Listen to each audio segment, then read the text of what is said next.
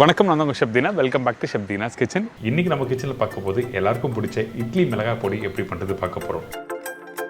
Morning breakfast டைமில் என்ன தான் சாம்பார் சட்னி பண்ணுறது டைம் எடுத்தாலும் அந்த டைமில் சட்டுன்னு யூஸ் பண்ணுற ரெசிபி தான் இந்த இட்லி மிளகாய் பொடி.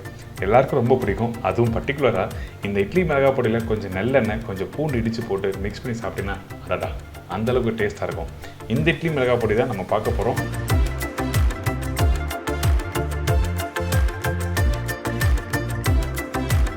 இதோட சாம்பார் பவுடர் எப்படி பண்ணுறது பார்க்க போகிறோம்.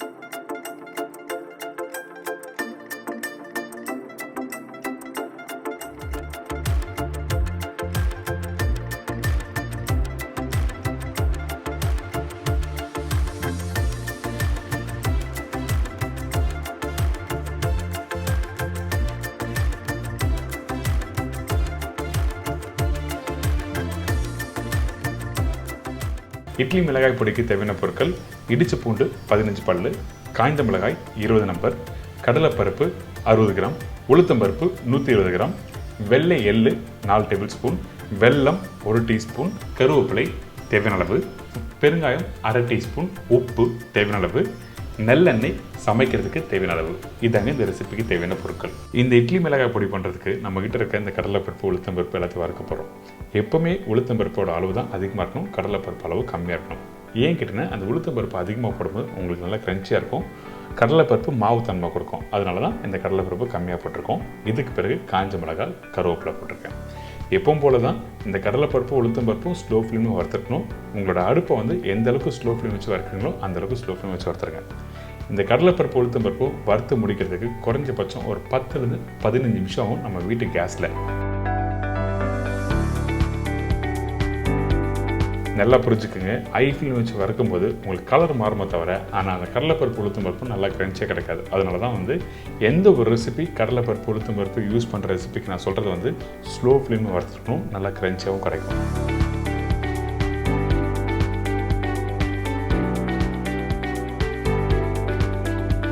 இப்போ ரெடியானதை அப்படியே ஒரு ட்ரேயில் மாற்றி சூடு ஆட்டும் சொல்லி விட்டுருங்க.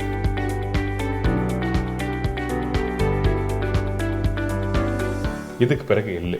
இந்த இடத்துல கருப்பு எள்ளு யூஸ் பண்ணலாமல் கேட்டிங்கன்னா கண்டிப்பாக யூஸ் பண்ணக்கூடாது. உங்களுக்கு வந்து அந்த கலர் மாற ஆரம்பிக்கும். அதனால தான் கருப்பு எள்ளு யூஸ் பண்ண சொல்கிறேன்.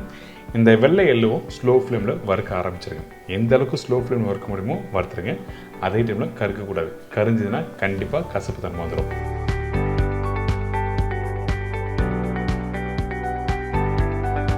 இங்கே பார்த்தீங்கன்னா அந்த எள்ளு நல்லா பொரிஞ்சு வருதில்ல, இந்த மாதிரி கரெக்டாக பொரிஞ்சு வரணும். எதுக்காக ஃபஸ்ட்டு எடுத்த உடனே அந்த கடலைப்பருப்பு, உளுத்தம்பருப்பு, காஞ்ச மிளகாய் அதோட போட்டு வறுக்கல கேட்டிங்கன்னா எள்ளு சீக்கிரமாக கலர் மாற ஆரம்பிச்சிடும். அதனால தான் இந்த எள்ளை தனியாக எடுத்து நம்ம வறுக்கிறோம். சில விஷயம் எதுக்காக இப்படி தனித்தனியாக பண்ணுறோன்னு சொல்லிட்டு புரிஞ்சுட்டு நீங்கள் வீட்டில் பண்ணால் ரொம்ப நல்லாயிருக்கும். இப்போ எள்ளு கரெக்டான கலரை வறுத்து எடுத்தாச்சு. இதை அப்படியே எடுத்து ஏற்கனவே வறுத்து வச்சிருக்க ட்ரேல கொட்டி ஆற விட்டுருங்க.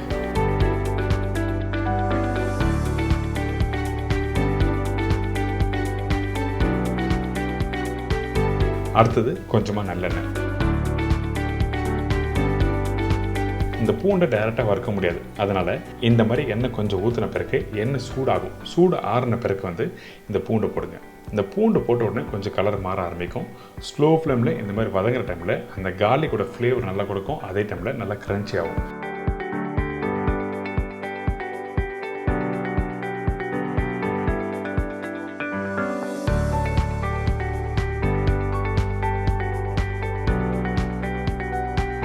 இந்த மாதிரி கலர் வந்த பிறகு இந்த எண்ணெயும் இந்த பூண்டும் தனியாக பிரித்து எடுத்துருங்க.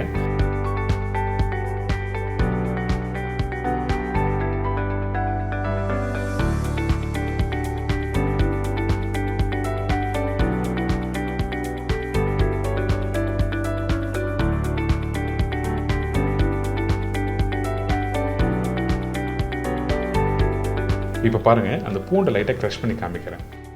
நல்லா குக் பண்ண பூண்டாக இருந்தால் இந்த மாதிரி கையில் க்ரஷ் பண்ணும்போது தூள் தூளாக வரும். இந்த மாதிரி பக்குவத்தில் தான் கரெக்டாக இருக்கணும்.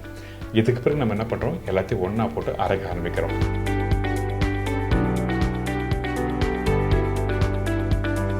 இந்த டைமில் கொஞ்சம் பெருங்காயம், உப்பு எதுக்காக போடுற கேட்டினா அந்த இட்லி மிளகாய் பொடியோட டேஸ்ட் உங்களுக்கு தெரியணும். உப்பு இருந்தால் மட்டும்தான் நீங்கள் அரைச்சி முடிச்ச பிறகு டேஸ்ட் பார்க்கும்போது நல்லாயிருக்கும். இதுக்கு பிறகு வெல்லம் போட்டிருக்கேன். காரமாக பண்ணுற ஒரு ரெசிபி இடத்துல கொஞ்சோண்டு வெல்லம் போட்டு நீங்கள் சாப்பிட்டு பாருங்களேன், அது ஒரு டேஸ்ட்டே வேறு மாதிரி இருக்கும். அதனால தான் வெல்லம் போட்டிருக்கேன். இப்போ இது எல்லாத்தையும் ஒன்றா போட்டு நல்லா அரைச்சிருங்க. அரைச்சி முடித்த பிறகு எடுத்து பார்த்தீங்கன்னா இந்த மாதிரி பக்குவத்தில் இட்லி மிளகாய் பொடி ரெடியாக இருக்கும்.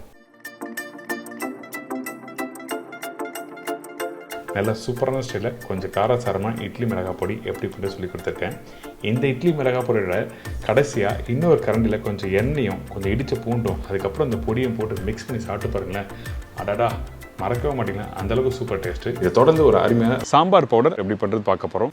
கடலைப்பருப்பு 3 டேபிள் ஸ்பூன், தோரம்பருப்பு 3 டேபிள் ஸ்பூன், உளுத்தம்பருப்பு 2 டேபிள் ஸ்பூன், முழு தனியா 10 டேபிள் ஸ்பூன் அதாவது 50 கிராம், முழு மிளகு 1 டீஸ்பூன், சீரகம் 1 டீஸ்பூன், காய்ந்த மிளகாய் 20லேருந்து 25 கிராம், வெந்தயம் சிறிதளவு, கருவேப்பிலை சிறிதளவு, பெருங்காயம் 1/2 டீஸ்பூன், மஞ்சத்தூள் 1/4 டீஸ்பூன். இதாங்க இந்த ரெசிபிக்கு தேவையான பொருட்கள். ஃபஸ்ட்டு நம்ம என்ன பண்ணுறோம்னா நம்மக்கிட்ட இருக்க இந்த ஸ்பைசஸ் எல்லாத்தையும் வறுக்க போகிறோம். ஸ்லோ ஃப்ளேமில் வறுத்துக்கணும், ரொம்ப இம்பார்ட்டன்ட் இந்த சாம்பார் பவுடரை பொறுத்த வரைக்கும். அதனால் காஞ்ச மிளகாய் போட்டிருக்கேன். அதுக்கு பிறகு முழு மிளகு, சீரகம். இந்த வெந்தயம் போடுறது அதிகபட்சம் ஒரு 1/4 டீஸ்பூன் போடலாம். நீங்கள் அதிகமாக போட்டு நீங்கள் வறுத்திங்கன்னா சம்டைம் கரிஞ்சு போனாலும் கசப்பு தனம் வந்துடும். அதனால் 1/4 டீஸ்பூன் போட்டு ஸ்லோ ஃப்ளேமில் வறுக்கணும். இதுக்கு பிறகு முழு தனியாக போட்டிருக்கேன். இந்த முழு தனியாக, காஞ்ச மிளகாய், சீரகம், மிளகு, வெந்தயம் இது எல்லாத்தையும் ஒன்றா போட்டு வறுக்க போகிறோம். அதே டைமில் பச்சை கருவேப்பிலையும் நான் போட்டிருக்கேன்.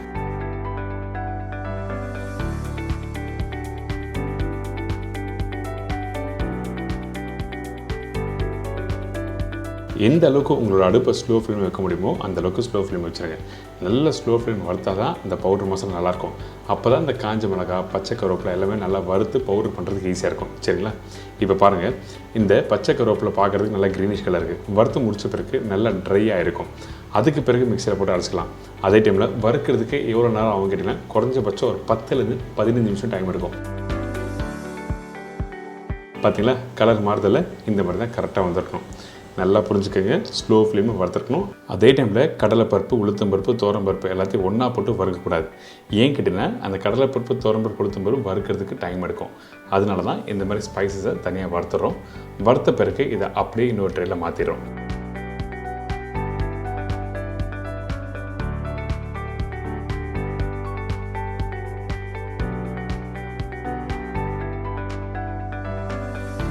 சூடு ஆறின பிறகு எல்லாத்தையும் ஒன்றா போட்டு அரைக்க ஆரம்பிக்கலாம்.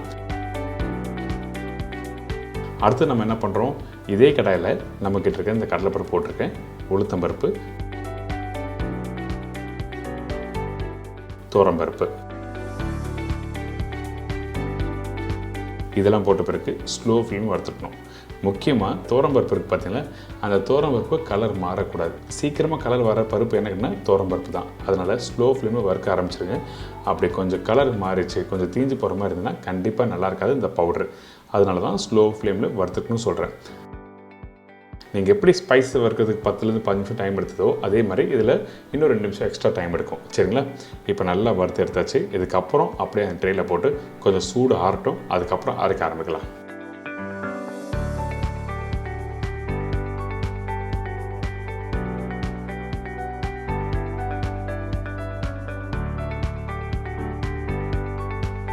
பார்த்தீங்களா எப்படி நல்லா வறுத்துருக்கேன்? இந்த மாதிரி தான் கரெக்டாக வந்திருக்கணும். இதுக்கு பிறகு நம்ம என்ன பண்ணுறோம், அப்படியே இந்த மிக்ஸி ஜாரில் போட்டிருக்கேன். இதில் கொஞ்சம் பெருங்காயம், அதுக்கு பிறகு மஞ்சள் போட்டு நல்லா அரைச்சிருங்க. ஃபைன் பவுடராக அரைச்சிக்கணும். சில பேர் கிட்டனா கொஞ்சம் குறைன்னு அரைக்கலாமா சொல்லி கேட்பாங்க. என்னோடய சஜஷன் நல்லா ஃபைன் பவுடராக அரைச்சிடணும். எப்படி மிளகாத்தூள், தனியாத்தூள் அரைக்கிறீங்களோ அந்த மாதிரி பக்குவத்தில் நல்லா அரைச்சிருங்க. இந்த மசாலா ரெடி பண்ணி முடிச்ச பிறகு எந்த இடத்துல நீங்கள் கரெக்டாக யூஸ் பண்ணணும்னு கேட்டிங்கன்னா, அதாவது சாம்பாரில் புளி தண்ணி போட்ட பிறகும் பருப்பும் போட்ட பிறகு நல்லா கொதிச்சு வருது பார்த்தீங்களா, அந்த டைமில் அடுப்பை விட்டு இறக்கிறதுக்கு முன்னாடி இந்த பவுடர் மசாலா மேலே போட்டு கொஞ்சம் நெய் போட்டு நல்லா மிக்ஸ் பண்ணி எடுத்திங்கன்னா சூப்பராக இருக்கும், நல்ல வாசனை இருக்கும். அந்த டைமில் இந்த சாம்பார் பவுடர் மசாலா யூஸ் பண்ணோம்.